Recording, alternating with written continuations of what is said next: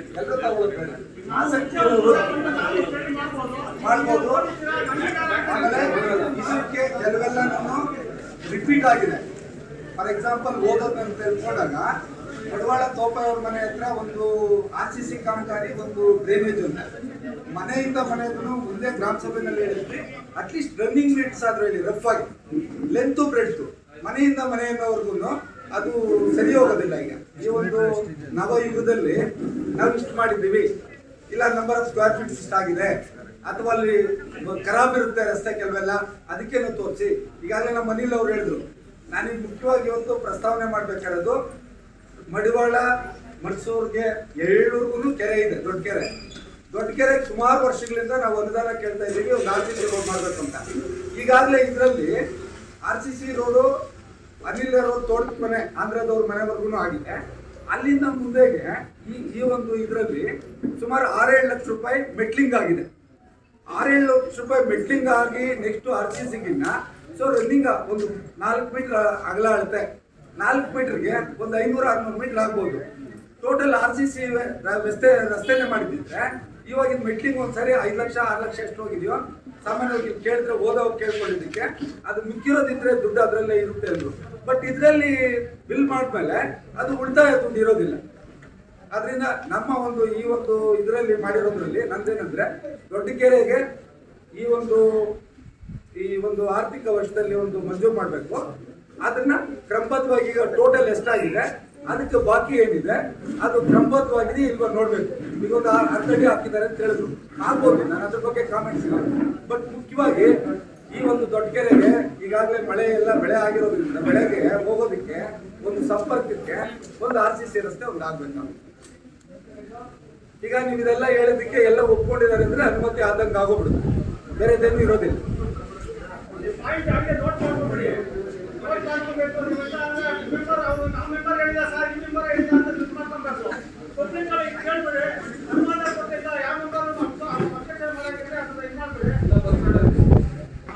ಸಣ್ಣ ಅಲ್ಲಲ್ಲ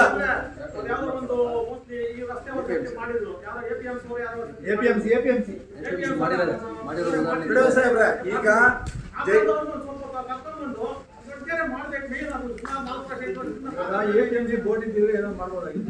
ಈಗ ಸಣ್ಣ ನೀರಾವರಿ ಇಲಾಖೆ ಜಯನಗರದಲ್ಲಿರೋರಿಗೆ ಲಿಖಿತ ಮೂಲಕ ಇರೋದು ಇದ್ರೆ ಅಕ್ನಾಲ್ಮೆಂಟ್ ಕೊಡ್ತೀನಿ ಮನೆಯಲ್ಲಿ. ಜಯನಗರ್ಗೆ ಹೋಗಿ ಮಾತಾಡಿ ಸಣ್ಣ ನೀರಾವರಿ ಯೋಜನೆ ಅಡಿಯಲ್ಲಾದ್ರೂ ರಸ್ತೆ ಕಾಮಗಾರಿ ಮಾಡ್ಬೇಕು ಅಂತ ಹೇಳ್ಬಿಟ್ಟು ಕೊಟ್ಟಿರೋದು ದಾಖಲಾತಿ ಇದ್ರೆ ತಮ್ಮ ತಂದು ಕೊಡ್ತೀವಿ. ಅಂದ್ರೆ ಸುಮಾರು 5-6 ವರ್ಷದ ಮೇಲೆ ಕೊಟ್ಟಿದ್ದೀವಿ. ನಾವು ಏನೇ ಮಾಡಿ ನಮ್ಮ ಅಧ್ಯಕ್ಷರು ನಮ್ಮ ಪ್ರಭಾಕರ್ ರೆಡ್ಡಿ ಅವರು ಟೋಟಲ್ ಎಲ್ಲ 7 ಗ್ರಾಮ 10 ಗ್ರಾಮದವರೆಗೂ ಒಂದು ಅನುಕೂಲ ಆಗುತ್ತೆ. ಅಲ್ಲಿವರೆಗೂ RCC ಮಾಡಿ ಮುಂದಕ್ಕೆ ಒಂದು ಮೆಟ್ಲಿಂಗ್ 2 ವೀಲರ್ ಹೋಗೋಷ್ಟು ಮಾಡಿ ಸ್ವಾಮಿ ಸಾಕು. ಆಮೇಲೆ ರೆವಿನ್ಯೂ ಇಲಾಖೆ ಅವರಿಗೆ ನಾವು ಮೊದಲಿಂದ ಹೇಳ್ತಾ ಇದೀವಿ, ಪ್ರತಿ ಗ್ರಾಮ ಸಭೆಯಲ್ಲಿ ಹೇಳ್ತಾ ಇದೀವಿ, ನಮ್ಮ ಪಂಚಾಯಿತಿಯ ಸರ್ವೆ ರೆಕಾರ್ಡ್ಗಳು ಬದಲಾವಣೆ ಆಗ್ತಾ ಇಲ್ಲ ಅಂತ ಹೇಳ್ತಾ ಇದ್ರೆ, ಯಾವ ಗ್ರಾಮ ಸಭೆಯನ್ನು ಎಷ್ಟು ಹೇಳಿದ್ರು ಅದು ಅಂತಿಕೆ ನಿಲ್ತಾ ಇದೆ. ದಯವಿಟ್ಟು ಕರಾವು ಪಾಸ್ ಮಾಡಿ, ಇಲ್ಲ ಅಂದ್ರೆ ಗ್ರಾಮ ಸಭೆ ನಡೆಸಬೇಡ್ರಿ. ನಮ್ಮ ರೈತರಿಗೆ ಇವತ್ತು ಅನ್ಯಾಯ ಆಗ್ತಾ ಇದೆ. ಒಂದು ಸರ್ವೆ ರೆಕಾರ್ಡ್ ಬಿಲ್ಡಪ್ ಮಾಡ್ಬೇಕಾದ್ರೆ 3-4 ಲಕ್ಷ ರೂಪಾಯಿ ಇವತ್ತು ಏನೋ ಲಂಚ ಕೇಳ್ತಾ ಇದಾರೆ. ರೈತಾಪಿ ಜನ ಎಲ್ಲಿಂದ ತಂದು ಕೊಡಬೇಕು? ರೆವಿನ್ಯೂ ಇಲಾಖೆಯವರು ಇದಕ್ಕೆ ಆಧಾರ ಮಾಡಬೇಕು. ಪ್ರತಿ ಗ್ರಾಮ ಸಭೆಯನ್ನು ನಾನು ಹೇಳ್ತಾ ಇದ್ದೀನಿ, ಮರುತೂರು ಗ್ರಾಮ ಪಂಚಾಯತ್ ಇಲ್ಲಾಂದ್ರೆ ಪ್ರತಿ ಗ್ರಾಮ ಪಂಚಾಯತ್ ಹೇಳ್ತಾ ಇದೀವಿ, ತಮಿಳುನಾಡು ಸೇರ್ಬಿಡ್ರಿ, ನಾವು ಹೋಗ್ತೀವಿ. ತಮಿಳುನಾಡಿನ ರೆಕಾರ್ಡ್ ತೋರಿಸೋಕೆ ಹೋಗ್ತಾ ಇದ್ರ ಮೇಲೆ ಅಧಿಕಾರಿ ವರ್ಗ ಪ್ರತಿ ಸರ್ತಿ ನಾವು ಗ್ರಾಮ ಸಭೆಯಲ್ಲಿ ಹೇಳ್ತಾ ಇರೋದು 10 ವರ್ಷದಿಂದ ಹೇಳ್ತಾ ಇದೀವಿ. ಯಾವುದೇ ಅಧಿಕಾರಿ ಇದ್ರ ಬಗ್ಗೆ ಕ್ರಮನ ಕೊಟ್ಟಿಲ್ಲ. ದಯವಿಟ್ಟು ಗ್ರಾಮ ಸಭೆಗೆ ಏನೋ ಈ ಗ್ರಾಮ ಸಭೆ ನಡೆಸೋದಕ್ಕೆ ಅನ್ಯಾಯ ಅಂತ ಹೇಳ್ತೀನಿ ಈ ಸಂದರ್ಭದಲ್ಲಿ ನಾವು. ಯಾಕಂದ್ರೆ ಪ್ರತಿ ಗ್ರಾಮ ಸಭೆಯಲ್ಲಿ ಹೇಳ್ಬೇಕ ನಾವು, ನಮ್ಮ ರೆವಿನ್ಯೂ ರೆಕಾರ್ಡ್ ಸರಿ ಇಲ್ಲ ಅಂತ ರೈತರು ಇವತ್ತು ಅಧಿಕಾರಿಗಳ ಹತ್ರ ಹೋದ್ರೆ ಅಂದ್ರೆ ಅಲ್ಲೋಗ್ರಿ ಇಲ್ಲೋಗ್ರಿ, ನಾವು ಹೋಗಿ ತಮಿಳುನಾಡಲ್ಲಿ ರೆಕಾರ್ಡ್ ತರಬೇಕಾ? ಇಲ್ಲ ಇಲ್ಲಿರ್ತಕ್ಕಂಥ ರೆವಿನ್ಯೂ ಅಧಿಕಾರಿಗಳು ತಹಸೀಲ್ದಾರ್ ಆಗಲಿ, ಇಲ್ಲಾಂದ್ರೆ DDLR ಆಗಲಿ, ADLR ಆಗಲಿ, ಅವ್ರು ತರಿಸ್ಬೇಕಾ ರೆಕಾರ್ಡ್ಸ್ನ? ಆ ಇಲಾಖೆಗೆ ಸಂಬಂಧಪಟ್ಟಂತೆ ಯಾರಾದ್ರೂ ಅಧಿಕಾರಿ ಬಂದಿದ್ದಾರಾ ಇಲ್ವಾ? ಬಂದಿಲ್ಲ ಅಂದ್ರೆ ಈ ಸಭೆಯನ್ನು ಮುಗಿಸ್ರಿ, ನಡೆಸೋದ ಬೇಡ ಸಭೆ. ಬರ್ತಾ ಇರ್ತಾರೆ ಅವರು, ಅಲ್ಲ ಬರ್ತಾ ಇರ್ತಾರೆ. BA ಬಂದು ಏನ್ ಮಾಡ್ತಾರೆ? BA DDLR ಸಂಬಂಧ ಸರ್ವೆ ರೆಕಾರ್ಡ್ ಮಾಡೋದು ಅವರ DDLR ಇಲ್ಲ. ಅಧ್ಯಕ್ಷ, ಈ ಗ್ರಾಮ ಸಭೆಗೆ ಇಲಾಖೆ ವತಿಯಿಂದ ಕೃಷಿ ಇಲಾಖೆ ಅಸಿಸ್ಟೆಂಟ್ ಡೈರೆಕ್ಟ್ರು ಅವ್ರಿಗಿನ್ನ SAD ಸೀನಿಯರ್ ಅಸಿಸ್ಟೆಂಟ್ ಡೈರೆಕ್ಟ್ರು ಬಿಟ್ರೆ ಕೆಳಗಡೆ ಅವ್ರು ಬರಬೇಕು. ಗ್ರಾಮ ಲೆಕ್ಕಾಧಿಕಾರಿ ರೆವಿನ್ಯೂ ಡಿಪಾರ್ಟ್ಮೆಂಟ್ಗೆ ಗ್ರಾಮ ಸಭೆಗೆ ಬರೋರು ಪ್ರತಿನಿತ್ಯ ಇಲ್ಲೇ ಇರ್ತಾರೆ. ಗ್ರಾಮ ಲೆಕ್ಕಾಧಿಕಾರಿ ಏನು ಉತ್ತರ ಕೊಡೋಕೆ ಆಗೋದಿಲ್ಲ. ಒಂದು ತತ್ಸಮಾನವಾಗಿ ತಹಸೀಲ್ದಾರ್ ಗ್ರೇಡು, ಸ್ಪೆಷಲ್ ತಹಸೀಲ್ದಾರು ಅದಕ್ಕಿಂತ ಬಿಗಿಲಾಗಿ ಅಂದ್ರೆ ಇನ್ನು ಬೇರೆಯವ್ರ ಬಂದ್ರೆ ಸಾಧ್ಯ ಆಗುತ್ತೆ, ಇಲ್ಲ ಅಂದ್ರೆ ಸಾಧ್ಯ ಆಗೋದಿಲ್ಲ. ತಾವೆಲ್ಲ ಇಷ್ಟು ಮಾಡಿ ಎಲ್ಲ ಮಾಡಿ ಗ್ರಾಮ ಸಭೆಗೆ ಅವ್ರು ಎಲ್ಲಿ ಬರ್ತಾರೆ? ನಮ್ಮ ಸ್ಥಾನದಲ್ಲಿ ಕುತ್ಕೋಬೇಕು. ಯಾರು? ಗ್ರಾಮ ಲೆಕ್ಕಾಧಿಕಾರಿಗಳು ರಿಪೋರ್ಟ್ ಅವ್ರಿಗೆ ಹೇಳಿದಾಗ ಈ ತರ ಎಲ್ಲ ಇದೆ, ರೈತರನ್ನೆಲ್ಲ ಸಂಘಟಿತಗೊಳಿಸಿ ಈ ತರ ಮಾಡ್ಬೇಕು ಅಂತ. ಇವತ್ತು ತಾವೇ ಹೇಳಿ ಗ್ರಾಮ ಲೆಕ್ಕಾಧಿಕಾರಿ ನಿರ್ಣಯ ಮಾಡ್ತಾರೆ ಅಂದ್ರೆ ಅವ್ರು ಯಾರಿಗೆ ಮಾಡ್ತಾರೆ ಅಂತ ಹೇಳ್ಬಿಟ್ಟು ಅಕ್ಸೆಪ್ಟ್ ಮಾಡಿ. ಇಲ್ಲ ಅಂದ್ರೆ ಇವತ್ತು ಫಸ್ಟ್ ಬರೀರಿ, ರೆವಿನ್ಯೂ ಇಲಾಖೆ ತಹಸೀಲ್ದಾರ್ ಅವರು ಗ್ರಾಮ ಲೆಕ್ಕಾಧಿಕಾರಿಗೆ ಕಳಿಸ್ಕೊಟ್ಟಿದ್ದಾರೆ ಅಂತ ರಿಪೋರ್ಟ್ ಬರೀರಿ. ಗ್ರಾಮ ಸಭೆಯಲ್ಲಿ ನಡವಳಿಕೆಗಳಲ್ಲಿ ಬರೀರಿ. ಈಗ ಅವರೇ ಏನು ಉತ್ತರ ಹೇಳ್ತಾರೋ ಹೇಳಿ. ಅವ್ರ ರ್ಯಾಂಕಿಂಗ್ ಉತ್ತರ ಹೇಳಕ್ ಸಾಧ್ಯ ಆಗುತ್ತಾ? ಯಾರಪ್ಪ ಡೈರೆಕ್ಷನ್ ಕೊಟ್ಟಿರೋದು? ನಿಮ್ ಕಂದಾಯ ಇಲಾಖೆ ಅವರು ಗ್ರಾಮ ಲೆಕ್ಕಾಧಿಕಾರಿಗೆ ಹೋಗಿ ಅಂತ. ಇಲಾಖೆಯಿಂದ ಬೇರ್ಪಟ್ಟಿರ್ತಕ್ಕಂಥ ಭೂ ಸರ್ವೆ ಇಲಾಖೆ ಇದೆಯಲ್ಲ, ಸರ್ವೆ ಇಲಾಖೆ ಅದು ಇಂಪಾರ್ಟೆಂಟ್. ಯಾಕಂತ ಹೇಳಿದ್ರೆ ಅವರು ADLR ಕಡೆಯಿಂದ ಇಲ್ಲಿ ಬರಲೇಬೇಕಾಗಿತ್ತು. ಯಾಕಂದ್ರೆ ಕಂದಾಯ ಇಲಾಖೆ ಬೇರೆ ಆದ್ಮೇಲೆ ADLR ಅದು ಇಂಪಾರ್ಟೆಂಟ್. ಇಲ್ಲಿ ನಮ್ಮ ನಾಯಕರುಗಳು ಹೇಳಿರ್ತಕ್ಕಂಥದ್ದು ಮೂಲ ಸಮಸ್ಯೆ ಅದೇ. ಸರ್ಕಾರದಲ್ಲಿ 30 ವರ್ಷ ಆದ್ಮೇಲೆ ಅದು ಇದಾಗಬೇಕಾಗಿತ್ತು, ರೀಸರ್ವೆ ಆಗಬೇಕಾಗಿತ್ತು. ಆದ್ರೆ ರೀಸರ್ವೆ ಇಲ್ಲಿ ಮರ್ಸೂರು ಮತ್ತೆ ಮಡಿವಾಳ ಈ ಪಂಚಾಯತಿನಲ್ಲಿ ರೀಸರ್ವೆ ಆಗಲಿಲ್ಲ. ತಮಿಳುನಾಡಿಂದ ಬಂದಿರತಕ್ಕಂಥ ದಾಖಲೆಗಳನ್ನ ಇಟ್ಕೊಂಡೇನೆ ಇವತ್ತು ಆಧಾರ ಮಾಡ್ತಾರೆ. ಇವತ್ತು ಸುಮೋಟ ಕೇಸ್, ಸರ್ಕಾರ ಸುಮೋಟ ಕೇಸ್ ಬುಕ್ ಮಾಡಿದೆ. 2836 ಸುಮೋಟ ಕೇಸ್ ಬುಕ್ ಆಗಿದೆ. ನಮ್ಮ ಪಂಚಾಯತಿನಲ್ಲಿರ್ತಕ್ಕಂಥ ಎಲ್ಲ ರೈತರ ಜಮೀನುಗಳನ್ನು ಮತ್ತೆ ರೀಸರ್ವೆ ಆಗ್ಬೇಕಂತೆ. ಈಗ ನಮ್ಮ ಅಡ್ವಾಣಿಯರು ಹೇಳಿದ್ರು 3 ಲಕ್ಷ ರೂಪಾಯಿ ಬೇಕಂತೇಳಿ. DDLRಗೆ 2 ಲಕ್ಷ ರೂಪಾಯಿ ಕೊಡಬೇಕು, ADLR ಮತ್ತೆ ಸರ್ವೆಗೆ 1 ಲಕ್ಷ ರೂಪಾಯಿ ಖರ್ಚಾಗುತ್ತೆ. ಸರ್ಕಾರ ಏನು ಸುಮೋಟ ಕೇಸ್ ಬುಕ್ ಮಾಡ್ಕೊಡ್ತು. ಇದುವರೆಗೂ ನಮ್ಮ ಮಂಜಾರೆಡ್ಡಿಗಾಗ್ಲಿ ನನಗಾಗ್ಲಿ ಯಾರಿಗೂ ನೋಟಿಸ್ ಬಂದೇ ಇಲ್ಲ. ನೋಟಿಸ್ ಬರ್ಬೇಕಾದ್ರೆ 1 ಲಕ್ಷ ರೂಪಾಯಿ ಖರ್ಚಾಗುತ್ತೆ. ಇವತ್ತು 2863 ಫೈಲ್ಗಳು DDLR ಅಲ್ಲಿ ಬೆಂಗಳೂರಲ್ಲಿದೆ. ಅವ್ರನ್ನ ಕೇಳಿದ್ರೆ ನೀವು ಆಧಾರ್ ಕಾರ್ಡ್ ಕೊಡಿ, ನಿಮ್ಗೆ ನೋಟಿಸ್ ಕೊಡ್ತೀವಿ ಅಂತ ಹೇಳಿ. ಆ ಕೇಸು ನಡೆಸಬೇಕಾದ್ರೆ 1 ವರ್ಷ ಆಗುತ್ತೆ. ಅದರಿಂದ DDLR ಇಲ್ಲಿದ್ರೆ ಸುಮೋಟ ಕೇಸ್ ಆಗಿರ್ತಕ್ಕಂಥ ಏನು ಆಕಾರ ಬಂಧುಗಳು ತಿದ್ದುಪಡಿಗೆ ಹೋಗಿದೀವಲ್ಲ, ಈಗ ಇರ್ತಕ್ಕಂಥ ದಾಖಲೆಗಳೇ ಇಲ್ಲ. ಅವ್ರು ಸುಮೋಟ ಕೇಸ್ ಬುಕ್ ಮಾಡ್ಕೊಂಡು ಹೊಸ ದಾಖಲೆಗಳನ್ನ ತಯಾರು ಮಾಡ್ತಾರೆ.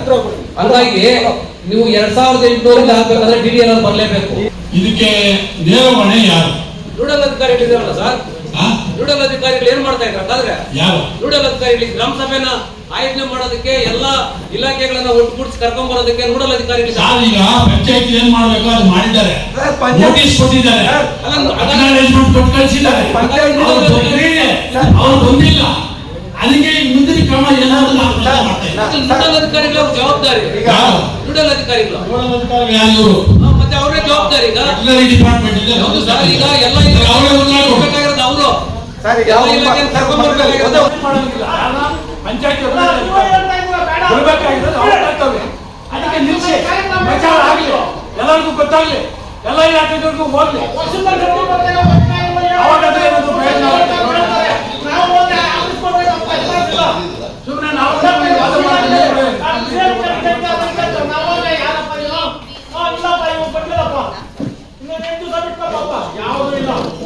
ಅಟ್ಲೀಸ್ಟ್ ಯಾರೋ ಮಾಡಬೇಕು.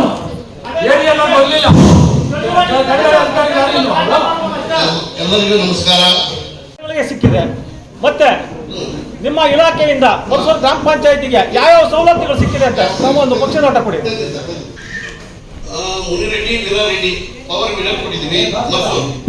ಅವ್ರು ನೋಡಿ ಕೇಳ್ಬೋದು, ಪರೀಕ್ಷೆ ಮಾಡ್ಬೋದು, ಯಾರ ಬಂದು ಏನಾದ್ರು ಚೆಕ್ ಮಾಡ್ಬೋದು. ಇದ್ರ ಬಗ್ಗೆ ಪರೀಕ್ಷೆ ಇಲ್ಲ ಸರ್, ಪರೀಕ್ಷೆ ಅಂತ ಕೇಳ್ತಿಲ್ಲ. ಸುನೀತಾ ಶಿವಕುಮಾರ್ ಪವರ್ ಮೀಟರ್ ತಗೊಂಡಿದ್ದಾರೆ ಅವರು ಮರ್ಸೂರು. ರಾಮಚಂದ್ರ ರೆಡ್ಡಿ, ನಂಜಾರೆಡ್ಡಿ ಕಾರ್ಪೊರೇಷನ್ ತಗೊಂಡಿದ್ದಾರೆ ಮರ್ಸೂರು. ಹಂಸ ವೈಭವ್ ಚಂದ್ರಶೇಖರ್ ಮರ್ಸೂರು ಅವರು ಕಾರ್ಪೊರೇಷನ್ ತಗೊಂಡಿದ್ದಾರೆ. ವೆಂಕಟಸ್ವಾಮಿ ಮರಿಸ್ವಾಮಿ ಅವರು ಕಾರ್ಪೊರೇಷನ್ ತಗೊಂಡಿದ್ದಾರೆ. ತಿಪ್ಪಾರೆಡ್ಡಿ ಸಣ್ಣ ವೆಂಕಯ್ಯ ಮರ್ಸೂರು ಅವರು ಕಾರ್ಪೊರೇಷನ್ ತಗೊಂಡಿದ್ದಾರೆ. ಕೇಶವಮೂರ್ತಿ ವೆಂಕಟಪ್ಪ ಅವರು ಕಾರ್ಪೊರೇಷನ್ ತಗೊಂಡಿದ್ದಾರೆ. ಆನ್ಸರ್ ಮಾಡಲೇಬೇಕು. ಏನು ಬರ ಪರಿಹಾರ ಅಂತ 2000 ಅಂತ ಘೋಷಣೆ ಮಾಡಿದ್ರು, ಕೃಷಿ ಸಖಿ ಅಂತ ಸುಧಾ ಅಂತವನ್ನ ನೇಮಕ ಮಾಡಿದ್ದಾರೆ. ಜನಕ್ಕೆ ಗೊತ್ತಿಲ್ವೋ ಗೊತ್ತಿಲ್ಲ. ನಾನು ಖುದ್ದಾಗಿ ಒಂದು ಲಿಸ್ಟ್ ಬಂದಿದೆ. ಯಾರು ರೈತರು KYC ಮಾಡ್ಸಿರ್ತಾರೋ ಅವ್ರದೊಂದು ಲಿಸ್ಟ್ ಬಂದಿರುತ್ತೆ. ಅವ್ರು ಖುದ್ದಾಗಿ ಪ್ರತಿಯೊಬ್ಬರಿಗೂ ನನಗೆ ಯಾರ್ಯಾರು ಗೊತ್ತಿದ್ದಾರೋ ಅವ್ರಿಗೆ ಫೋನ್ ಮಾಡಿ, ಇಂಥವ್ರಿಗೆ ನಿಮ್ದು KYC ಮಾಡಿಸಿ, ನಿಮ್ಗೆ OTP ಬರುತ್ತೆ, 2000 ನಿಮ್ಮ ಅಕೌಂಟ್ ಬರುತ್ತೆ ಅಂತ ನಾನೇ ಖುದ್ದಾಗಿ ಹೇಳ್ತೀನಿ. ಸ್ವಲ್ಪ ಜನ ಇಂಟ್ರೆಸ್ಟ್ ತೋರಿಸಿದ್ರು, ಸ್ವಲ್ಪ ಜನ ತೋರಿಸ್ಲಿಲ್ಲ. ಇದು ಪಂಚಾಯತಿ ಮೇಲೆ ಹೊಣೆ ಹಾಕೋದು ಸ್ವಲ್ಪ ಬೇಸರ. ಒಂದು ಊರಿನವ್ರಿಗೆ ಮಾತ್ರ ಅಲ್ಲಿ ಪ್ರಾವಿಷನ್ ಇತ್ತು, ಅಲ್ಲಿ ಕಾರ್ಡ್ಸ್ ಯಾರಿಗೂ ಅವ್ರಿಗೆ ಮಾತ್ರ. ಈಗೇನಾಯ್ತು, ಎಲ್ಲಿ ಬೇರೆ ಕಡೆಯವರು ಬಂದು ಅಲ್ಲಿ ತಗೋಬಹುದು. ಹೌದಾ? ಅವ್ರು ಕೊಟ್ಬಿಟ್ಟು ಅವ್ರದ್ದೇನು KYC ಮಾಡ್ಕೊಂಡು ಬಂದಿರ್ತಾರೆ, ತಗೋಬಹುದು. ಈಗ ಫಸ್ಟ್ ಅವ್ರು ಬಂದು ಯಾರ ದೂರ ಇರೋರು ಬೇರೆ ಬೇರೆ ಕಡೆಯಿಂದ ಬಂದಿರೋ ತಗೊಂಡು ಹೋಗ್ಬಿಡ್ತಾರೆ. ಊರಿನಲ್ಲಿ ಇರುವಂತ ಮಾಮೂಲಿ ಅಂದ್ರೆ ಹಳೆ ಕಾರ್ಡ್ಗಳು ಅವ್ರು ಒಂದು 3 ದಿವಸ 4 ದಿವಸ ತಗೊಂಡು ಹೋಗಿರೋದಿಲ್ಲ. ಇಲ್ಲಿ ರೇಷನ್ ಖಾಲಿ ಎಷ್ಟು ಕಾರ್ಡ್ ಇರುತ್ತೆ ಅಷ್ಟು ಕಾರ್ಡ್ ಮಾತ್ರ ಕೊಟ್ಟಿರ್ತಾರೆ. ಅದು ಶಾರ್ಟೇಜ್ ಕೊಟ್ಟು ಕಳಿಸ್ತಾರೆ, ಬೇರೆ ಕಾರ್ಡ್ ಕೊಡೋದಿಲ್ಲ. ಸಾಕು ಅಷ್ಟು ಬರೋವಾಗ. ಹೌದಾ? ಇದೇನ ತಪ್ಪ? ಅಲ್ಲ, ನೀವು ಹೇಳಿದ್ರೆ ನಮ್ಗೆ ಬಂದಿದೆ ಇಲ್ಲ. ಸಿ ಇವಾಗ ನೆಕ್ಸ್ಟ್ ನಾವು ತರಿಸ್ಕೊಡ್ತೀವಿ ಅಂತ ಇವ್ರು ಹೇಳ್ತಾರೆ. ಬೇರೆ ಕಾರ್ಡ್ಸ್ ತಗೊಂಡು ಹೋಗ್ಬಿಟ್ಟಿದ್ದಾರೆ, ನಿಮ್ಗೆ ಶಾರ್ಟ್ ಆಗಿದೆ, ನಾವು ತರಿಸ್ತೀವಿ ಅಂತ. ತರಿಸೋದಕ್ಕೆ ಇನ್ನೊಂದು ದಿವಸ 15 ದಿವಸ ಆಗೋಗುತ್ತೆ, ಬಟ್ ಅವ್ರಿಗೆ ರೇಷನ್ ಸಿಗಲ್ಲ. ಇದು ಪ್ರಾಬ್ಲಮ್. ಇದನ್ನ ಯಾವ ರೀತಿ ನೀವು ಸರ್ ಮಾಡ್ತಾರೆ ಸರ್ ಮಾಡಿ. ಗ್ರಾಮದಲ್ಲಿ ಎಷ್ಟು ಪಡಿತರ ಚೀಟಿಗಳಿದಾವೋ ಅಷ್ಟು ಪಡಿತರ ಚೀಟಿಗಳಿಗೆ ಆಹಾರ ಧಾನ್ಯ ಅಲಾಟ್ಮೆಂಟ್ ಆಗುತ್ತೆ, ಹಂಚಿಕೆ ಆಗೇ ಆಗುತ್ತೆ. ಹೇಗೆ ಕಟಾವು ಮಾಡ್ಕೊಂಡು ಕೊಡ್ತೀವಿ ಅಂತಂದ್ರೆ, ಈ ಮಾಹೆಯಲ್ಲಿ ಫಾರ್ ಎಕ್ಸಾಂಪಲ್ 100 ಪಡಿತರ ಚೀಟಿದಾರರಿದ್ರೆ ಅದರಲ್ಲಿ 90 ಪಡಿತರ ಚೀಟಿದಾರರು ಮಾತ್ರ ಆಹಾರ ಧಾನ್ಯ ತಗೊಂಡಿರ್ತಾರೆ. ಇನ್ನು 10 ಪಡಿತರ ಚೀಟಿದಾರರು ಏನಿದೆ ಆಹಾರ ಧಾನ್ಯ, ಅದು ಹಾಗೆ ಕ್ಲೋಸಿಂಗ್ ಬ್ಯಾಲೆನ್ಸ್ ಆಗಿ ಉಳ್ಕೊಡುತ್ತೆ. ಅದನ್ನ ಮುಂಬರ ದಿನಗಳಿಗೆ ಕಟಾವು ಮಾಡಿಕೊಂಡು ಆ 90 ಜನಕ್ಕೆ ಮತ್ತೆ ಕೊಡ್ತೀವಿ. ಅದರ ಅರ್ಥ 10 ಜನರು ಇವ್ರ ಹತ್ರ ಆಲ್ರೆಡಿ ಇದೆ, ಇನ್ನು 90 ಜನದ್ದು ಹಂಚಿಕೆ ಆಗ್ತದೆ. ಸೊ ಇಲ್ಲಿ ಸಮಸ್ಯೆ ಏನಾಗಿದೆ ಅಂತಂದ್ರೆ, ಯಾವುದೇ ಪಡಿತರ ಚೀಟಿದಾರನು ಎಲ್ಲಿ ಬೇಕಾದ್ರೂ ರೇಷನ್ ತಗೊಳ್ಬಹುದು ಅಲ್ವಾ. ಸೊ ಅದಕ್ಕೆ ನಾವು ಈಗಾಗಲೇ ಮಾಹಿತಿ ಏನ್ ಕೊಟ್ಟಿದೀವಿ ಅಂತಂದ್ರೆ, ಹೆಚ್ಚುವರಿ ಹಂಚಿಕೆ ಆಗ್ತಾ ಇದೆ. ಹೌದು, ನಾವು ಕೊಡ್ತಾ ಇದ್ದೀವಿ. ಯಾರು ಕೊಡ್ತಾ ಇಲ್ಲ ಅನ್ನೋದನ್ನ ಕಳಿಸಿದ್ರೆ ದಯವಿಟ್ಟು ನಾನು ಅಲ್ಲೇ ಕ್ಲಾರಿಟಿ. ಈಗ ಹೆಚ್ಚುವರಿ ಹಂಚಿಕೆ ವಿಷಯವಾಗಿ ಒಂದು ಫಾರ್ಮ್ಯಾಟ್ ನಮ್ದೇ ಆದ ಒಂದು ಫಾರ್ಮ್ಯಾಟ್ ಇದೆ. ಆ ಅಪ್ಲಿಕೇಶನ್ ಅಲ್ಲಿ ಎಷ್ಟು ಪಡಿತರ ಚೀಟಿದಾರರು ಎಷ್ಟು ಅಲಾಟ್ಮೆಂಟ್ ಬೇಕು ಅಂತ ಕೊಟ್ರೆ ನಾವು ಅದನ್ನ ಕ್ಯಾಲ್ಕುಲೇಟ್ ಮಾಡಿ ಅವರಿಗೆ ಹೆಚ್ಚುವರಿ ಹಂಚಿಕೆ ಹಾಕೊಡ್ತೀವಿ. ಇದುವರೆಗೂ ಯಾರು ಬಂಡಾಪುರದವ್ರು ಆಗಿರ್ಬೋದು ಇವರೆಲ್ಲ ಬಂದು ನಮ್ಗೆ ಅಡಿಷನಲ್ ಅಲಾಟ್ಮೆಂಟ್ ತಗೊಳ್ತಾ ಇದಾರೆ. 250 ಜನ ಬರ್ತಾರೆ. ಬೇರೆ ಊರಿಗೆ ಹೋಗೋದು ಕಮ್ಮಿ, ಬಂಡಾಪುರಕ್ಕೆ, ಮಡವಾಳಕ್ಕೆ, ಶೆಟ್ಟಳ್ಳಿಗೆ ಹೋಗೋದು ಕಮ್ಮಿ. ಮದ್ದೂರಿನಲ್ಲಿ ಯಾಕೆಂದ್ರೆ ಬಾಡಿಗೆ ಮನೆಗಳಿರೋದ್ರಿಂದ ಪ್ಲಸ್ ಸುತ್ತಮುತ್ತ ಬೇರೆ ಊರಲ್ಲಿ ಇರ್ತಕ್ಕಂಥವ್ರು ಸೇರಿ ಒಂದು 200 ಕಾರ್ಡ್ ಎಕ್ಸ್ಟ್ರಾ ಬರ್ತಾರೆ. ಅಲ್ಲಿಗೆ 1300 ಕಾರ್ಡ್ನವ್ರು ಬರ್ತಾರೆ. ಇಲ್ಲಿ ಏನಾಗ್ತಾರೆ ಅಂದ್ರೆ ಅವರು ಮರ್ತು ಬಂದು ತಗೊಂಡೋಗ್ಬಿಡ್ತಾರೆ. ನಾವು ಮೂಲ ಯಾರಿದು ಊರಿನವರು ರೇಷನ್ ಕೊಡ್ತಾರೆ ಬಿಡಿ ಅಂದ್ಕೊಂಡು ನಾವಿರ್ತೀವಿ. ಅಲ್ಲೋದ್ರೆ ರೇಷನ್ ಇರಲ್ಲ. ಯಾಕೆ ಅಂದ್ರೆ 200 ಕಾರ್ಡ್ ಔಟ್ಸೈಡ್ ಕಾರ್ಡ್ ತಗೊಂಡ್ಬಿಟ್ಟಿರ್ತಾರೆ. ಅವಾಗ ಇಲ್ಲಿ ಮೂಲ ಏನ್ ನಿವಾಸಿಗಳಿದ್ದೀವಿ ನಮ್ಗೆ ತೊಂದರೆ ಆಗ್ತಾ ಇದೆ. ಅದರಿಂದ ಅದು ನೆಕ್ಸ್ಟ್ ತಿಂಗಳು ಕೊಡ್ತಾರೆ. ಅವರು ಕೊಡಲ್ಲ ಅಂತ ಹೇಳಿಲ್ಲ, ರೇಷನ್ ಕೊಡ್ತಾರೆ ನಮ್ಗೆ. ಆದ್ರೆ ನೆಕ್ಸ್ಟ್ ತಿಂಗಳಿಗೆ ಹೋಗ್ತಾರೆ. ಅದ್ರಲ್ಲಿ ನೀವು ಇವಾಗ ಅಲಾಟ್ಮೆಂಟ್ ಹಾಕೋವಾಗೆ ಯಾವ್ಯಾವ ಪಾಯಿಂಟ್ಗಳಲ್ಲಿ ಜಾಸ್ತಿ ಏನು ಬೇರೆ ಒಂದು ತಗೊಂಡು ಹೋಗ್ತಾರೋ ಹಂಚಿಕೆ ಬೇಕು ಅಂತ ಅವ್ರ ಕಡೆಯಿಂದ ನಮ್ಗೆ ಅಪ್ಲಿಕೇಶನ್ ಬರ್ತಿದ್ದಂಗೆ ನಾವು ಯಾವ್ದೇ ಆಗ್ಬೇಕಾದಾಗ 120 ನ್ಯಾಯಬೆಲೆ ಅಂಗಡಿಗಳು ಏನಿದೆ ಅವರಿಗೆ ಟೈಮ್ ಟೇಬಲ್ ಪ್ರಕಾರ ಎತ್ತುವಳಿ ಮಾಡ್ಬೇಕಾಗುತ್ತೆ. ಈಗ ಏನಾಗುತ್ತೆ, ಪ್ರತಿ ತಿಂಗಳು ಒಂದೇ ನ್ಯಾಯಬೆಲೆ ಅಂಗಡಿಗೆ 5ನೇ ತಾರೀಕು ಅಥವಾ 10ನೇ ತಾರೀಕಿಗೆ ಇಶ್ಯೂ ಮೇಲೆ ಎತ್ತುವಳಿ ಮಾಡಿದಾಗ ಇನ್ನು ಕೆಲವು ನ್ಯಾಯಬೆಲೆ ಅಂಗಡಿದಾರರು ನಮ್ಗೆ ಯಾಕೆ ಬೇಗ ಕೊಡ್ತಾ ಇಲ್ಲ ಅನ್ನೋದೊಂದು ಸಮಸ್ಯೆ ಆಗಿದೆ. ಸೊ ಆ ಕಾರಣದಿಂದ ನಾವು ಟೈಮ್ ಟೇಬಲ್ ಅಂತ ಶೆಡ್ಯೂಲ್ ಮಾಡಿದ್ವಿ. ಅದ್ರ ಮುಖಾಂತರ ಮಾತ್ರ ಎತ್ತುವಳಿ ಆಗ್ತಾ ಇದೆ. ಸೊ ಈಗ ನೀವು ಹೇಳಿದಂಗೆ ಹೆಚ್ಚುವರಿ ಹಂಚಿಕೆ ಏನು ಸಮಸ್ಯೆ ಆಗಿದೆ, ಈಗ ನಾನು ಈ ಕಳೆದ ತಿಂಗಳಲ್ಲಿ ನಾವು ಮೀಟಿಂಗ್ ಶೆಡ್ಯೂಲ್ ಮಾಡಿ ನಾವು ಏನು ಡೈರೆಕ್ಷನ್ ಕೊಟ್ಟಿದ್ದೀವಿ ಅಂತಂದ್ರೆ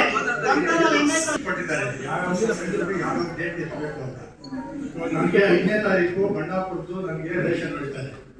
ನಾನು 8-9ಕ್ಕೆ ಇಶ್ಯೂ ಮಾಡೋದಕ್ಕೆ ಸ್ಟಾರ್ಟ್ ಮಾಡ್ತೀನಿ. ಬೇರೆ ಸೊಸೈಟಿಯವರು ಬೇರೆ ಡಿಸ್ಟ್ರಿಕ್ಟ್ನವರು ಬರ್ತಾರೆ. ನನ್ನ ಹತ್ರ 2 ದಿವಸ 3 ದಿವಸಕ್ಕೆ ನನ್ನ ಹತ್ರ 7 ಕಾರ್ಡು ಖಾಲಿ. ನನಗೆ ಡಿಪಾರ್ಟ್ಮೆಂಟ್ ನಾನು ಗೊತ್ತು ಕೊಡ್ತೀನಿ, ಮೇಡಮ್ ನನ್ಗೆ ಖಾಲಿ ಆಗಿದೆ, ನಾನು ದಯವಿಟ್ಟು 5 ದಿನ ಹಾಕ್ಬಿಡಿ. ನಮ್ಮ ಆಫೀಸಲ್ಲಿ ಒಂದು ವ್ಯವಸ್ಥೆ ಏನಂದ್ರೆ 20ನೇ ತಾರೀಕು 25ನೇ ತಾರೀಕು ನನಗೆ ಸಬ್ ಅಲಾಟ್ಮೆಂಟ್ ಆಗ್ತಾರೆ. ಅದವರೆಗೂ ನಾನು ಜನರಿಗೆ ಉತ್ತರ ಹೇಳ್ತಾನೆ ಇರಬೇಕು. ಅದವರೆಗೂ ನಾನು 15 ದಿವಸ ನಾನು ಇಲ್ಲ 25ಕ್ಕೆ ಆಗ್ತಾರೆ ಇರ್ತಾರೆ. ಮೇಡಮ್ಗೂ ರಿಕ್ವೆಸ್ಟ್ ಮಾಡಿದ್ದೀನಿ. ಮೇಡಮ್ ನನ್ಗೆ 10ನೇ ತಾರೀಕು ಖಾಲಿ ಆಗುತ್ತೆ, 11ನೇ ತಾರೀಕು ರಿಕ್ವೆಸ್ಟ್ ಕೊಡ್ತೀನಿ, ದಯವಿಟ್ಟು ನನ್ಗೆ ಅಡಿಷನಲ್ ಹಾಕ್ಬಿಡಿ, ಜನರಿಗೆ ಉತ್ತರ ಹೇಳಿ ಸಾಕಾಗುತ್ತೆ ಅಂತ ನಾನು ಹೇಳಿದ್ದೀನಿ. ಮೇಡಮ್ ಅದು ಮಾತಾಡಿ ಹಾಕ್ತೀನಿ ಅಂತ ಹೇಳಿದ್ರು. ಅದು ಆ ವ್ಯವಸ್ಥೆ ಬಂದಿಲ್ಲ. 25 ಮೇಲೆನೇ ನಮ್ಗೆ ಅಲಾಟ್ಮೆಂಟ್ ಆಗ್ತಾ ಇರೋದು. ಅವ್ರು 3 ದಿವಸದಲ್ಲಿ ಲಾರಿ ಅವ್ರು ಏನ್ ಮಾಡ್ತಾರೆ, ಇಲ್ಲ ನಾನು ಮ್ಯಾಕ್ಸಿಮಮ್ ಕಾರ್ಡ್ ಮಾಡ್ಕೊತೀನಿ, 3 ರಿಂದ 4 ಕ್ವಿಂಟಲ್ ಕೊಟ್ಟು ಕೊಡ್ತೀನಿ, ಅಷ್ಟು ಕಾರ್ಡ್ ಬರ್ಬೋದು ಅಂತ. ಲಾರಿ ಅವ್ರು ಏನ್ ಮಾಡ್ತಾರೆ, 3 ಕ್ವಿಂಟಲ್ ನಾನು ಬರೋಲ್ಲ, ನನ್ನ ಟೆಂಡರ್ ನಾನು ಬರೋಲ್ಲ ಅಂತಾನೆ. ನಾನು ಕಾರ್ ಎತ್ಕೊಂಡು ಹೋಗಿ 4 ಸಲ 3 ಮೂಟೆ ಹಾಕೊಂಡು ಕಾರಲ್ಲಿ ಸಾಗಿಸ್ತೀನಿ. ಕೇಳಿ, ನಮ್ಮ ಬಂಡಾಪುರದಲ್ಲಿ ಎಷ್ಟು ವರ್ಷ, ನಾನು 30 ವರ್ಷದಿಂದ ರೇಷನ್ ಕೊಡ್ತಾ ಇದ್ದೀನಿ. ಯಾರು ಒಂದು ಕಾರ್ಡ್ ಮಾಡಿಲ್ಲ ಅಂತ ವಾಪಸ್ ಕಳಿಸಿದ್ದೀನ, ರೇಷನ್ ಇಲ್ಲ ಅಂತ ಹೇಳ್ತೀನ, ಕೇಳಿ. ಅಲ್ಲ ಕೇಳಿ, ಇದು ಸಮಸ್ಯೆ ಏನಾಗ್ತಾ ಇದೆ, ನಮಗೆ ರೇಷನ್ ಹಾಕೋವಾಗಲೇ ನಾವು ರಿಕ್ವೆಸ್ಟ್ ಕೊಡ್ತೀವಿ, ಹೆಚ್ಚಾಗಿ ಇವಾಗಲೇ ಹಾಕ್ಬಿಡಿ ಲಾರಿ ಗದ್ದೆಯಲ್ಲಿ. ಆ ವ್ಯವಸ್ಥೆ ಇಲ್ಲ, ನಮ್ಗೆ ಸಮಸ್ಯೆ ಆಗ್ತಾ ಇದೆ. ದಯವಿಟ್ಟು ಆವಾಗಲೇ ಹಾಕ್ಬಿಟ್ರೆ ನಾವು ಜನಕ್ಕೆ ವಾಪಸ್ ಕಳಿಸೋ ಅವಶ್ಯಕತೆನೇ ಇರಲ್ಲ. ಕಂಟಿನ್ಯೂಸ್ ಆಗಿ ಕೊಟ್ಬಿಡ್ತೀವಿ ಎಲ್ಲರಿಗೂ. 30 ದಿವಸ ಬಾಕಿ ಇಟ್ಕೊಂಡು ಅಕ್ಕಿನೇ ಇಲ್ಲ, ನಾವು ಕುತ್ಕೊಂಡು ಏನ್ ಮಾಡೋಣ ಅಲ್ಲಿ? ಅಕ್ಕಿ ಇದ್ರೆ 30 ದಿವಸ ರೇಷನ್ ಕೊಡ್ತೀವಿ, ನಾವು ಬಾಕಿ ಹಾಕೋದೇ ಇಲ್ಲ. ದಯವಿಟ್ಟು ನಮಗೆ ರೇಷನ್ ಹಾಕೋವಾಗ ದಯವಿಟ್ಟು ವೇಸ್ಟ್ ಆಗಿದೆ 4 ಲೈನ್, ಅದರಲ್ಲಿ ಕರೆಂಟೇ ಬರ್ತಾ ಇಲ್ಲ. ಅದನ್ನ ತಂದು ಈಗೇನು ದೊಡ್ಡ ಲೈನ್ ಹಾಕಿದಾರಲ್ಲ ಪಕ್ಕದಲ್ಲಿ, ಅದ್ರ ರೋಡ್ಗೆ 2 ಲೈನ್ ಹೇಳ್ಕೊಟ್ರೆ ದೇವಸ್ಥಾನದವರೆಗೂ ಲೈಟ್ ಹಾಕ್ಬೋದು. ಆದ್ರೆ ಇಲ್ಲಿ ಏನಾಗಿದೆ ಅಂತ ಹೇಳಿದ್ರೆ, ಇವತ್ತು ಧಾರ್ಮಿಕ ಕೇಂದ್ರಗಳು ಅಂತ ಹೇಳ್ತೀವಿ ನಾವು, ಆದ್ರೆ ಧಾರ್ಮಿಕ ಕೇಂದ್ರಗಳಿಗೆ ಯಾಕೆ ಕೆಟ್ಟ ಹೆಸರು ಬರ್ತಾ ಇದೆ ಅಂದ್ರೆ, ಕೆಲವರು ಆ ಧಾರ್ಮಿಕ ಕೇಂದ್ರಗಳ ಹತ್ರ ಕುಡಿಸ್ಕೊಂಡು ಜೂಜಾಡ್ಕೊಂಡು ಮಜಾ ಮಾಡ್ಕೊಂಡು ಅಲ್ಲಿರ್ತಾರೆ. ಇವತ್ತು ಅಲ್ಲಿ ಸುಗ್ಲಭ ದೇವಸ್ಥಾನ ಇದೆ, ಆ ದೇವಸ್ಥಾನದ ಮೇಲೆ ಅಲಾಲ್ಕೋರು ಕುಡಿತಾರೆ, ದೇವಸ್ಥಾನದ ಮೇಲೆ ಇಸ್ಪೀಟ್ ಆಡ್ತಾರೆ. ರಾತ್ರಿ 8 ಗಂಟೆನಲ್ಲಿ ಆ ಕಡೆಯಿಂದ ಯಾರಾದ್ರೂ ಬರ್ತಾ ಇದ್ರೆ ನೇರವಾಗಿ ದೇವಸ್ಥಾನದಿಂದ ಅವ್ರು ಮುಂದೆನೆ ದುಂಕ್ತಾರೆ. ದೇವಸ್ಥಾನದ ಮೇಲೆ ಒಬ್ಬ ಮನುಷ್ಯ ನಡ್ಕೊಂಡು ಬರ್ತಾ ಇದ್ದಾರೆ ಅಂತ ಹೇಳಿದ್ರೆ, ಅವ್ರ ಮುಂದೆ ಏಕ್ದಮ್ ದುಂಕಿದ್ರೆ ಏನಾಗುತ್ತ, ಅವನಿಗೆ ಆರ್ಟ್ ಫೈಲ್ ಆಗುತ್ತೆ. ಹಾಗಾಗಿ ಏನಾಗುತ್ತೆ, ಅವನ ಮುಂದೆ ಸ್ಯಾಲ್ರಿ ಬರ್ತಕ್ಕಂಥ ಸಂದರ್ಭದಲ್ಲಿ ಹಣ ಕಿತ್ಕೊಳ್ಳೋದು, ಮೊಬೈಲ್ ಕಿತ್ಕೊಳ್ಳೋದು ಇವು ಮಾಡ್ತಾ ಇದ್ದಾರೆ. ದಯವಿಟ್ಟು ಆ ಭಾಗದಲ್ಲಿ ಒಂದಷ್ಟು ಲೈಟ್ಗಳನ್ನ ಹಾಕಿ, ಆ ಸ್ಮಶಾನದ ಹತ್ರ 1-2 ಲೈಟು, ಆ ದೇವಸ್ಥಾನದ ಮೇಲೆ ಇರ್ತಕ್ಕಂಥ ಲೈಟ್ ಅನ್ನ ಕಿತ್ತು ರಸ್ತೆಗೆ ಹಾಕಿ, ಆ ದೇವಸ್ಥಾನದ ಮೇಲೆ ಇರ್ತಕ್ಕಂಥ ಲೈಟ್ಗಳನ್ನ ಎರಡನ್ನೂ ಆ ಕಡೆ ತಿರುಗಿಸ್ಕೊಂಡು ರಾತ್ರಿ 10 ಗಂಟೆ 12 ಗಂಟೆ ಆದ್ರೂ ಕುಡಿತಾರೆ. ಅದರಲ್ಲಿ ಒಂದು ಉದಾಹರಣೆ ಹೇಳ್ಬೇಕಂತಂದ್ರೆ, ಲೈಟ್ ಇಲ್ದಿರ ಪಾಪ ಯಾರೋ ಒಬ್ಬ ಬಿಹಾರದವನು ಬೆಳಿಗ್ಗೆ 6 ಗಂಟೆಗೆ ಕೆಲಸಕ್ಕೆ ಹೋಗ್ತಂತ ಸಂದರ್ಭದಲ್ಲಿ ಆಕ್ಸಿಡೆಂಟ್ ಆಗಿ ಸತ್ತೋದ. ಅದು ಯಾವ ಗಾಡಿ ದುಡ್ಕೊಂಡು ಹೋಯ್ತು ಅಂತ ಗೊತ್ತಾಗ್ಲೇ ಇಲ್ಲ. ನಾನೇ 121ಗೆ ಫೋನ್ ಮಾಡಿ ಬೆಳಿಗ್ಗೆ 5:30 ವಾಕಿಂಗ್ ಹೋಗುವಾಗ ಕಂಪ್ಲೇಂಟ್ ಮಾಡಿದೆ, ಬಂದು ನಿಂತ್ಕೊಂಡೋದು. ಆದ್ರೆ ಅದ್ರ ತನಿಖೆ ಏನ್ ಮಾಡಿದ್ರು ಅದು ಪೊಲೀಸರು. ಮತ್ತೆ ಇನ್ನೊಂದು ಏನಂತಂದ್ರೆ, ಮೊದಲು ಬೀಟ್ ಪೊಲೀಸರು ಬರ್ತಾ ಇದ್ರು. ಇವತ್ತು ಆ ಬೀಟ್ ಪೊಲೀಸರು ಎಲ್ಲಿ ಬೆಡ್ಶೀಟ್ ಹೊತ್ಕೊಂಡು ಮನೆಗೆ ಮಲ್ಕೊಂಡಿದಾರ ಗೊತ್ತಿಲ್ಲ. ಪೊಲೀಸರು ಕಂಪ್ಲೇಂಟ್ ಕೊಟ್ರೆ ಸುಲಿಗೆ ಮಾಡ್ತಾರೆ ವಿನಃ ಊರುಗಳಲ್ಲಿ ಮುಂಜಾಗ್ರತಾ ಕ್ರಮವಾಗಿ ಯಾವನ ಮನೆಯಲ್ಲಿ ಗಾಂಜಾ ಮಾಡ್ತಾನೆ, ಯಾವನ್ ಗಾಂಜಾ ಕುಡಿತಾನೆ, ಯಾವನ್ ಗಾಂಜಾ ಕುಡಿದ್ಬಿಟ್ಟು ಎಲ್ಲಿ ಅಡ್ಡ ಹಾಕ್ತಾನೆ, ಎಲ್ಲಿ ರೋಪ್ ಹಾಕ್ತಾನೆ, ಕೆಲ್ಸಕ್ಕೆ ಹೋಗಿರೋರ ಹತ್ರ ಎಲ್ಲಿ ಸುಲಿಗೆ ಮಾಡ್ತಾನೆ, ಇದು ಯಾವುದನ್ನು ನೋಡೋದೇ ಇಲ್ಲ. ಅದು ಬಿಟ್ ಪೊಲೀಸರು ಜವಾಬ್ದಾರಿ ಇರ್ಬೇಕಾಗಿದೆ. ಬಿಟ್ ಪೊಲೀಸ್ ಇಲ್ಲದೆ ಇರೋ ಕಾರಣಕ್ಕಾಗಿ ಇವತ್ತು ಮಡಿವಾಳದಿಂದ ಅಗ್ರಕ್ಕೆ ಹೋಗೋ ಕಟ್ಟೆ ಮೇಲೆ ನೋಡಿ, ಅಲ್ಲಿ ಗಾಂಜಾ ಹೊಡೆದ್ಬಿಟ್ಟು ಹುಡುಗರು ಆಟ ಆಡ್ತಾ ಇರ್ತಾರೆ. ಒಬ್ಬೊಬ್ರು ಒಂಟಿಯಾಗಿ ಓಡಾಡಕ್ಕಾಗೋದಿಲ್ಲ, ಒಂಟಿಯಾಗಿ ಓಡಾಡಿ ಮರಣರಾಗಿರ್ತಕ್ಕಂಥ ಉದಾಹರಣೆ ಇದ್ರ ಹತ್ರ ಆಯ್ತಲ್ಲ, ಕೆಮ್ಮಣ್ಣು ತೋರಿಸೋದ್ರ ಹತ್ರ ಆಯ್ತಲ್ಲ. 29 ಜನಕ್ಕೂ ಈಗ ನೀವು ಕ್ರೋಢೀಕರಣ ಅನುದಾನ ಯಾವ ರೀತಿ ನೀವು ಕೊಡ್ತಾ ಇದ್ದೀರಿ? ಗ್ರಾಮವಾರು ಕೊಡ್ತಾ ಇದ್ದೀವಿ. ಆ ಗ್ರಾಮವಾರು ಕೊಟ್ಟಂತ ಸಂದರ್ಭದಲ್ಲಿ ಒಂದೊಂದು ಮೆಂಬರ್ಗೆ ಇಷ್ಟು ಅಂತೇಳಿ ಹಂಚಿಕೆ ಆಗ್ತದೆ. ಬೇಡ ಸರ್, ಸುಳ್ಳು ಹೇಳ್ಬೇಡಿ. ಯಾಕಂತ ಹೇಳಿದ್ರೆ, ಯಾವುದೇ ಒಂದು ಗ್ರಾಮ ಪಂಚಾಯತಿನಲ್ಲಿ ಇಷ್ಟು ಕೋಟಿಗೆ ಇದು ಮಾಡಿದ ಸಂದರ್ಭದಲ್ಲಿ ಇಂತಿಂತವ್ರಿಗೆ ಇಷ್ಟಿಷ್ಟು ಅಂತ ಕೊಡುವಂತ ಒಂದು ಇದಿದೆ. ಆದರೆ ಹಳ್ಳಿ ಮುನಿಯಮ್ಮನವರಿಗೆ 3.5 ವರ್ಷದಿಂದ ಎಷ್ಟು ಅನುದಾನ ಕೊಟ್ಟಿದ್ದೀರಿ? ಇನ್ನು మీకు ಉಳಿಕೆ ಮೆಂಬರ್ಗಳಿಗೆ ಎಷ್ಟು ಅನುದಾನ ಕೊಟ್ಟಿದ್ದೀರಿ? ಒಂದು ಭೇದ ಭಾವ ಯಾಕೆ? ಭೇದ ನಾವು ನಿಮ್ಮನ್ನು ಸಾಧ್ಯ ಇಲ್ಲ. ಆಯ್ತು, ಇದು ತೀರ್ಮಾನ ಅಧ್ಯಕ್ಷರು ಅದನ್ನಪ್ಪ. ಚೇರ್ಮನ್ ಯಾರಿಲ್ವ? ಮಾಜಿ ಚೇರ್ಮನ್ಗಳು ಸರ್. ಈಗ ನೋಡಿ, ಇಲ್ಲಿ ಸರ್ ನಿಮ್ಮ ಮಾತನ್ನ ಕೇಳಲ್ಲ. 3 ತಿಂಗಳು ನಮ್ಮ ಪೈಲನ್ನ ಮುಚ್ಚಿಟ್ಕೊಂಡು ಇದು ಕಾಮಗಾರಿ ಮಾಡೋಕೆ ಹಿಡಿದಿಲ್ಲ. 3 ತಿಂಗಳು ಪೈಲನ್ನ ಮುಚ್ಚಿಟ್ಕೊಳ್ತಾರೆ ಸರ್ ಅಧ್ಯಕ್ಷರು. 3 ತಿಂಗಳು ನಾ ಪಿಡಿಒ ಅವ್ರ ಪಾಪ 100 ಸಾರಿ ಫೋನ್ ಮಾಡಿದ್ರೇನು ಇದು ಕೊಡಲ್ಲ. ಅಲ್ಲಿ ನಿಮಗೆ ಹೊಸೂರು ಗ್ರಾಮ ಪಂಚಾಯತಿಯ 24-25ನೇ ಸಾಲಿನ ಮೊದಲ ಗ್ರಾಮ ಸಭೆಯನ್ನು ನಡೆಸಿದೆ. ಈಗ ನೀವೆಲ್ಲ ಇದುವರೆಗೂ ಏನು ಸಮಸ್ಯೆಗಳ ಕುರಿತು ಮಾತಾಡಿದರೆ ತುಂಬ ಅರ್ಥಪೂರ್ಣವಾಗಿ ನಡೆಯಿತು. ನಿಮ್ಮ ಅಹವಾಲುಗಳನ್ನು ಎಲ್ಲ ಸ್ವೀಕರಿಸಿದ್ದೇವೆ. ಮುಂದಿನ ದಿನಗಳಲ್ಲಿ ಇವುಗಳಿಗೆಲ್ಲ ಪರಿಹಾರನ ಕಂಡುಹಿಡಿತೀವಿ ಅಂತ ಪರಿಹಾರ ಸಮಸ್ಯೆನ ಬಗೆಹರಿಸ್ತೀವಿ ಅಂತ ಈ ಮೂಲಕ ಹೇಳಕ್ಕೆ ಇಚ್ಛೆ ಪಡ್ತೀವಿ. ಇಷ್ಟೊಂದು ತುಂಬ 12 ಗಂಟೆಯಿಂದ ಇದುವರೆಗೂ ಎಲ್ಲರೂ ಈ ಗ್ರಾಮ ಸಭೆಯನ್ನು ತುಂಬ ಅರ್ಥಪೂರ್ಣವಾಗಿ ನಡೆಸ್ಕೊಟ್ಟಂತ ತಮಗೆಲ್ಲರಿಗೂ ಮುಗಿಸ್ತಾ ಮತ್ತೆ ಈ ಅಧಿಕಾರಿಗಳು ಸಹ ಎಲ್ಲರೂ ಅವರ ಇಲಾಖೆ ಒಂದು ವರದಿಯನ್ನು ಕೊಟ್ಟು ಎಲ್ಲರೂ ಹೇಳಿದ್ದೀರ ತಮ್ಮೆಲ್ಲರೂ ಮುಗಿಸ್ತಾ ನಮ್ಮ ಮಾತು ಮುಗಿಸ್ತಾರೆ. ಈ ದಿನ ಮರ್ಸೂರು ಗ್ರಾಮ ಪಂಚಾಯಿತಿಯ 24-25ನೇ ಸಾಲಿನ ಮೊದಲನೇ ಗ್ರಾಮ ಸಭೆಯನ್ನು ಆಯೋಜಿಸಲಾಗಿತ್ತು. ಈ ಗ್ರಾಮ ಸಭೆಗೆ ತಾಲೂಕಿನ ಎಲ್ಲ 28 ಇಲಾಖೆಗಳ ಅಧಿಕಾರಿಗಳು ಭಾಗವಹಿಸಿದ್ರು. ಇದರಲ್ಲಿ ಮುಖ್ಯವಾಗಿ ನಮಗೆ ಭಾಗವಹಿಸದೇ ಇರೋ ಅಧಿಕಾರಿಗಳಂದರೆ ನಮ್ಮ ಸರ್ವೆ ಡಿಪಾರ್ಟ್ಮೆಂಟವರು. ಇದ್ರ ಬಗ್ಗೆ ತುಂಬ ಕಂಪ್ಲೇಂಟ್ಸ್ ಬರ್ತಾಯಿದೆ. ಯಾಕಂದರೆ ಅವ್ರು ಮುಖ್ಯವಾಗಿ ಬರಬೇಕಾಗಿತ್ತು. ನಮ್ಮ ಪಂಚಾಯಿತಿ ಸಮಸ್ಯೆ ಮೊದಲನೇ ಸಮಸ್ಯೆನೇ ಅದು. ಕಾರಣ ಏನಂದರೆ ಅದ್ರದ್ದು ನಮ್ಮ ಕಂದಾಯ ಇಲಾಖೆ ಸರ್ವೆ ಡಿಪಾರ್ಟ್ಮೆಂಟ್ದ ಆಕಾರ ಬಂಧುಗಳು ನಮ್ಮ ಪಂಚಾಯತಿ ಮಡಿವಾಳ ಇರ್ಬೋದು, ಮರ್ಸೂರು ಇರ್ಬೋದು, ಈ ಗ್ರಾಮಗಳ ಆಕಾರ ಬಂಧುಗಳು ಇಲ್ಲದೇ ಇರೋ ಕಾರಣ ಇದಕ್ಕೆ ಆ ಕಂದಾಯ ಸರ್ವೆ ಡಿಪಾರ್ಟ್ಮೆಂಟ್ ಡಿ ಡಿ ಎಲ್ಲರೂ ಇವ್ರು ಬರಬೇಕಾಗಿತ್ತು. ಮುಂದಿನ ದಿನಗಳಲ್ಲಿ ಇವ್ರಿಗೆ ನಮ್ಮ ಪಂಚಾಯತಿ ಕಡೆಯಿಂದ ಕರೆದು ಅವ್ರಿಗೆ ಇದ್ರ ಬಗ್ಗೆ ಸ್ವಲ್ಪ ಕ್ರಮ ಕೈಗೊಳ್ಳಬೇಕು ಅಂತ ನಾವು ಚರ್ಚೆ ಮಾಡಬೇಕಂತ ತೀರ್ಮಾನ ಮಾಡಿದ್ದೀವಿ. ಯಾಕಂದರೆ ತುಂಬ ಸಮಸ್ಯೆ ಅಂದ್ರೇ ನಮ್ಮ ಗ್ರಾಮ ಪಂಚಾಯತಿ ಸಮಸ್ಯೆ ಮೊದಲೇ ಸಮಸ್ಯೆ ಅಂದ್ರೇ ಅದನ್ನು ಮುಂದಿನ ದಿನಗಳಲ್ಲಿ ಈ ಅಧಿಕಾರಿಗಳು ಗಮನ ವಹಿಸಬೇಕು. ತಹಶೀಲ್ದಾರ್ ಸಹ ಯಾವುದ್ರ ಬಗ್ಗೆ ತಾರತಮ್ಯ ಸದಸ್ಯರು ತಾರತಮ್ಯ ಮಾಡ್ತಾ ಇದ್ದಾರೆ. ಯಾವುದೂ ತಾರತಮ್ಯ ಇಲ್ಲ. ಅದು ಕಾಂಟ್ರಾಕ್ಟರ್ ಆಗಿ ಅವರು ಒಬ್ಬರು ಸದಸ್ಯರಾಗಿ ಯಾವುದೇ ಸದಸ್ಯರಿಗೂ ನಾವು ಏನು ಫಂಡ್ಸು ಸದಸ್ಯರಿಗೆ ಅಂತೂ ಕೊಡೋಕ್ಕೆ ನಮ್ಮ ಯಾವುದೋ ಪಂಚಾಯತಿ ಆ್ಯಕ್ಟಲ್ಲಿ ಇಲ್ಲ. ನಾವು ಊರಿನ ಸಮಸ್ಯೆ ನೋಡಿ ಯಾವ ಊರಿಗೆ ಅತಿಯಾಗಿ ಅನುದಾನ ಕೊಡಬೇಕು, ಯಾವ ಊರು ಕಡಿಮೆ ಕೊಡಿ, ಎಲ್ಲಿ ಯಾವ ಊರು ಡೆವಲಪ್ಮೆಂಟ್ ಆಗಿದೆ, ಯಾವ ಊರು ಆಗಿಲ್ಲ ಅನ್ನೋ ತೀರ್ಮಾನ ನೋಡಿಕೊಂಡು ನಾವು ಅನುದಾನ ಕೊಡ್ತೀವಿ ವಿನಃ ಯಾವುದೇ ಸದಸ್ಯರ ಮುಖ ನೋಡ್ಕೊಂಡು ಕೊಡೋವಂಥದ್ದಲ್ಲ. ಮೊದಲಿಗೆ ಗ್ರಾಮದಲ್ಲಿ ಏನು ಅಭಿವೃದ್ಧಿ ಆಗಬೇಕು ಆ ಗ್ರಾಮಕ್ಕೆ ಯಾವ ಅಭಿವೃದ್ಧಿ ಯಾವ ಗ್ರಾಮ ಹಿಂದುಳಿದಿದೆಯೋ ಅಂಥ ಗ್ರಾಮಕ್ಕೆ ಹೆಚ್ಚು ಅನುದಾನ ಕೊಡ್ತೀವಿ. ಇದು ನಮ್ಮ ಕೆಲಸ. ಅವ್ರು ಹೇಳ್ದಂಗೆ ನಾವು ಯಾವುದೇ ಸದಸ್ಯರಿಗೆ ಅನುದಾನ ಕೊಡ್ತಾ ಇಲ್ಲ, ಕೊಡೋದು ಇಲ್ಲ. ಇದು ನಮ್ಮ ಪಂಚಾಯತ್ ಆ್ಯಕ್ಟಲ್ಲಿ ಆ ಥರ ಇಲ್ಲೂ ಇಲ್ಲ. ಈ ದಿನ ಎಲ್ಲ ಅಧಿಕಾರಿಗಳು, ತಾಲೂಕಿನ ಎಲ್ಲ ಅಧಿಕಾರಿಗಳು ಬಂದು ತಮ್ಮ ತಮ್ಮ ಇಲಾಖೆಯ ವತಿಯಿಂದ ಸಿಗಬೇಕಾದಂತಹ ಸವಲತ್ತುಗಳ ಬಗ್ಗೆ ಎಲ್ಲ ಗ್ರಾಮಸ್ಥರಿಗೂ ತಿಳಿಸ್ಕೊಟ್ಟು ಈ ಗ್ರಾಮ ಸಭೆಯನ್ನು ಯಶಸ್ವಿ ಮಾಡಿಕೊಟ್ಟಿದ್ದಾರೆ. ಅವ್ರಿಗೂ ಸಹ ಧನ್ಯವಾದಗಳನ್ನ ಹೇಳ್ತೀನಿ. ಅದೇ ರೀತಿ ನಮ್ಮ ಗ್ರಾಮ ಪಂಚಾಯತಿಯ ಎಲ್ಲ ಸದಸ್ಯರುಗಳು ಮತ್ತು ಗ್ರಾಮಸ್ಥರು ಸಹ ಸೇರಿ ಈ ಗ್ರಾಮ ಸಭೆನ ತುಂಬ ವಿಶೇಷವಾಗಿ ಮತ್ತು ಅರ್ಥಪೂರ್ಣವಾಗಿ ಯಶಸ್ವಿಗೊಳಿಸಿದ್ದಕ್ಕೆ ಎಲ್ಲರಿಗೂ ನಾನು ಧನ್ಯವಾದಗಳನ್ನ ಹೇಳ್ತೀನಿ. ಏನು ಈ ದಿನ ಮರ್ಸೂರು ಗ್ರಾಮ ಪಂಚಾಯಿತಿ ವ್ಯಾಪ್ತಿಯ ಮರ್ಸೂರು ಗ್ರಾಮದಲ್ಲಿ ಮರ್ಸೂರು ಪಂಚಾಯಿತಿ ವತಿಯಿಂದ ಅಧ್ಯಕ್ಷರಾದಂತಹ ರಮೇಶ್ ರೆಡ್ಡಿ ಅವರ ನೇತೃತ್ವದಲ್ಲಿ ಗ್ರಾಮ ಸಭೆಯನ್ನು ಆಯೋಜನೆ ಮಾಡಿದ್ದೀವಿ. ಈ ಗ್ರಾಮ ಸಭೆಗೆ 28 ಇಲಾಖೆವಾರು ಅಧಿಕಾರಿಗಳೆಲ್ಲ ಬಂದು ಗ್ರಾಮಸ್ಥರಿಗೆ, ರೈತರಿಗೆ ಎಲ್ಲರಿಗೂ ಸಹ ಅವರ ಮಾಹಿತಿಗಳನ್ನು ನೀಡಿದ್ದಾರೆ.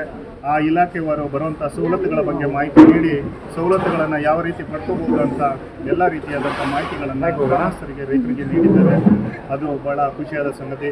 ಅದರ ಜೊತೆಗೆ ಮರ್ಸೂರು ಗ್ರಾಮ ಪಂಚಾಯತಿ ವ್ಯಾಪ್ತಿಯಲ್ಲಿ ಪಂಚಾಯಿತಿಯಲ್ಲಿ ಯಾವುದೇ ರೀತಿಯ ಸಮಸ್ಯೆಗಳಿಲ್ಲ. ಎಲ್ಲ ಅಭಿವೃದ್ಧಿ ಕಾರ್ಯಗಳು ಬಹಳಷ್ಟು ಚೆನ್ನಾಗಿ ಮುಂಚಿತವಾಗಿಯೇ ಎಲ್ಲ ಅಭಿವೃದ್ಧಿ ಕಾರ್ಯಗಳನ್ನು ಮಾಡ್ಕೊಂಡು ಹೋಗ್ತಾ ಇರುವಂತಹ ರಮೇಶ್ ರೆಡ್ಡಿ ಅವರಿಗೂ ಸಹ ನನ್ನ ವೈಯಕ್ತಿಕ ಅಭಿನಂದನೆಗಳನ್ನು ಸಲ್ಲಿಸ್ತೀನಿ. ಈ ಒಂದು ಗ್ರಾಮ ಸಭೆಯನ್ನು ಯಶಸ್ವಿ ಮಾಡಿಕೊಟ್ಟಂತಹ ನನ್ನೆಲ್ಲ ನೆಚ್ಚಿನ ಸದಸ್ಯರಿಗೆ ಹಾಗೂ ನಮ್ಮ ಅಧಿಕಾರಿಗಳಿಗೆ, ಜೊತೆಗೆ ನಮ್ಮ ವಿಶೇಷವಾಗಿ ಒತ್ತನ್ನು ನೀಡಿ ಅಧ್ಯಕ್ಷರು ಒಂದು ಗ್ರಾಮ ಸಭೆಯನ್ನು ನೇತೃತ್ವವನ್ನು ವಹಿಸಿದ್ದಾರೆ. ಅವ್ರಿಗೂ ಸಹ ನಾನು ಅಭಿನಂದನೆಗಳನ್ನು ಸಲ್ಲಿಸೋದಕ್ಕೆ ಇಷ್ಟಪಡ್ತೀನಿ.